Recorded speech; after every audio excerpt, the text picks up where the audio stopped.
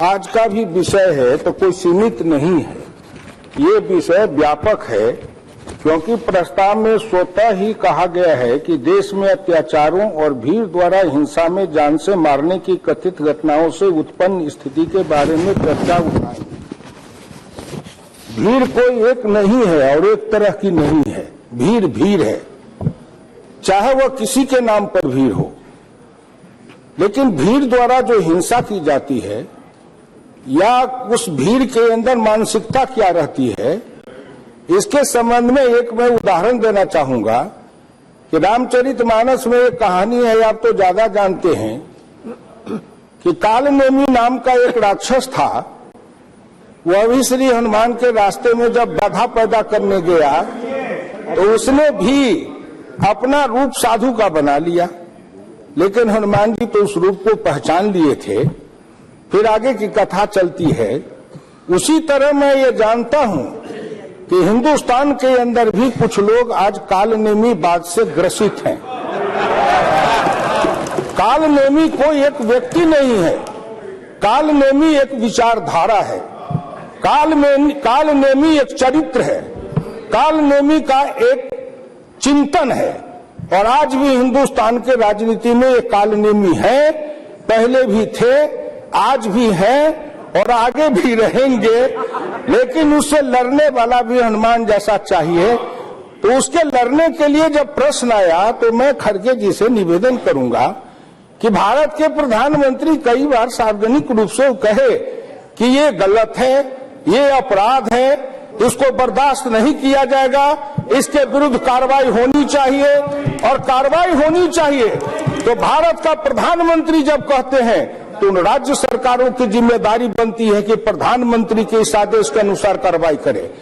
क्या कहीं संविधान में लिखा है कि भारत की सरकार पलटन भेज देगी, भारत की सरकार सीआरपी बीएसएफ को अलग से भेज देगी? जहां भेजने की आवश्यकता है, कश्मीर में भेजने की आवश्यकता है या चीन की सीमा पर भेजने की आवश्यकता है, तो हम निर्भयता पूर्वक, निडरता पूर्वक भारत की सरकार अपने हिम्मत से काम कर रही है और आगे भी करेगी। जब प्रधानमंत्री ने बार बार कहा तो किसी के नियत पर शंका पैदा करना उचित नहीं होता है।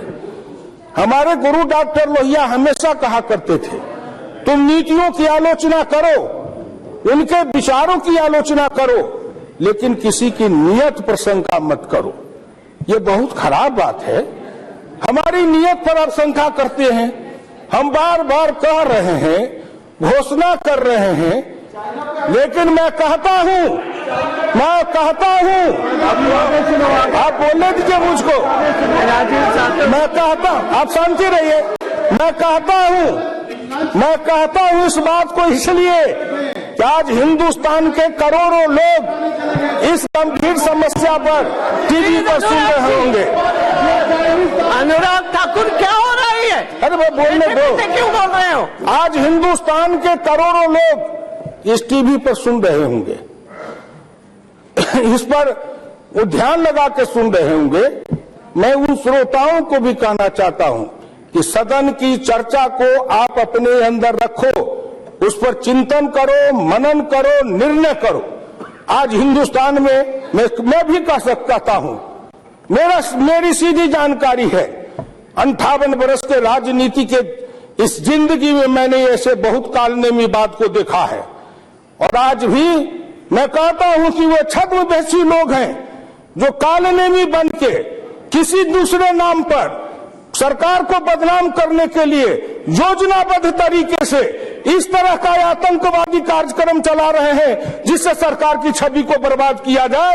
ऐसे कालनेमी को पकड़ने की आवश्यकता है। कौन है वो? खोजने की आवश्यकता है। इसलिए मैं विनम्र प्रार्थना करता हूं, मैं आपको तो नहीं कह रहा हूं कालनेमी। आप क्यों नाराज हो रहे हैं? आपको तो नहीं कह रहा हूं ना। मैं किसी पर यहां सदन में किसी दल पर, किसी पार्टी पर आरोप नहीं लगा रहा हूं। भीड़ की बात आप करते हो। मैं फिर पूछना चाहता हूं अध्यक्ष महोदय, कश्मीर में एक डीएसपी अफसर किसी समारोह के कार्यक्रम में जाता है, भीड़ आती है, पकड़ के घसीट के उनकी हत्या कर देती है, क्या वो भीड़ की हत्या नहीं है? कश्मीर में जब हमारे पलटन वहां पर सीमा की सुरक्षा में लगे हैं, आतंकवादी से लड़ रहे हैं, उस समय उस हमारे पलटन पर भीड़ बना करके पथराव करते हैं, उनको अपने राष्ट्र भक्ति के काम में अवरोध पैदा करते हैं, आतंकवादियों से लड़ने में रोक रहे हैं, और फिर इसी देश में एक आध नेता भी होते हैं जो उस पत्थरबाजों को कहते हैं कि वो अपने अधिकार के लिए लड़ रहा है। ये देश के सभी लोग इसको सुनते हैं और समझते हैं। इसलिए मैं विनम्र प्रार्थना कर रहा हूं राजीव कि देश के नौजवानों समझो, मैं फिर एक बार आपसे प्रार्थना करूंगा, आज की लड़ाई नहीं है, मैं आपसे प्रार्थना करके बहुत दिन की एक घटना और डॉक्टर लोहिया की वाणी को सुना देना चाहता हूं।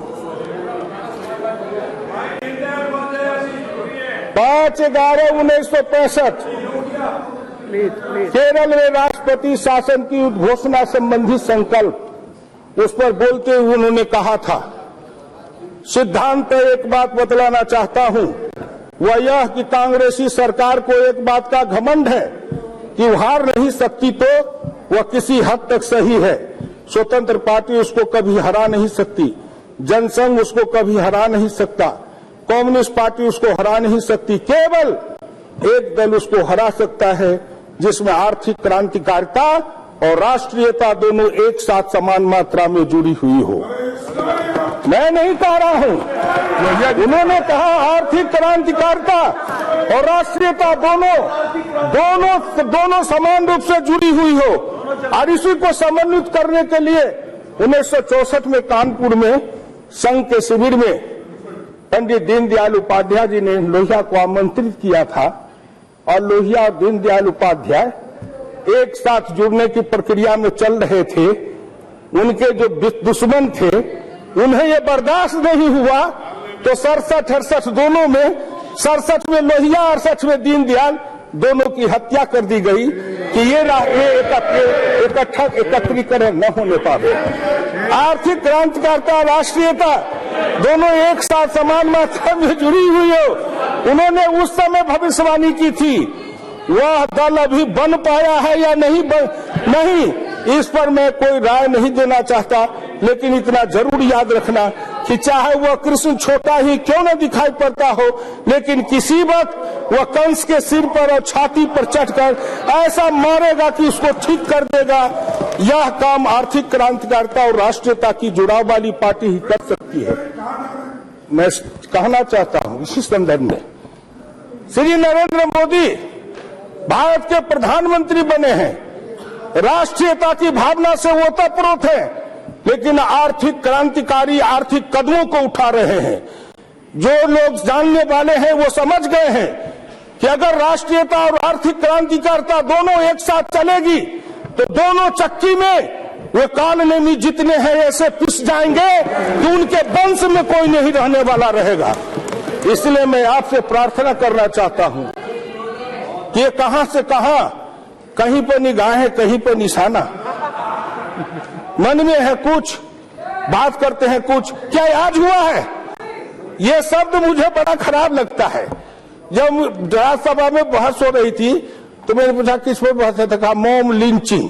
तो भूपेंद्र यादव जी से हमने पूछा कि ये लिंचिंग फिंचिंग क्या होता है, तो उन्होंने मुझे बताया कि भीड़ के द्वारा उपद्रव, भीड़ के द्वारा उपद्रव। मैंने जैसे कश्मीर की बात बताई, मैं ये नहीं कहता आरोप लगाता, लेकिन मैं जानना चाहता हूं कि अगर केरल दो विचार की लड़ाई है, भारतीय चिंतन में वैचारिक द्वंद्व को महत्व दिया गया है।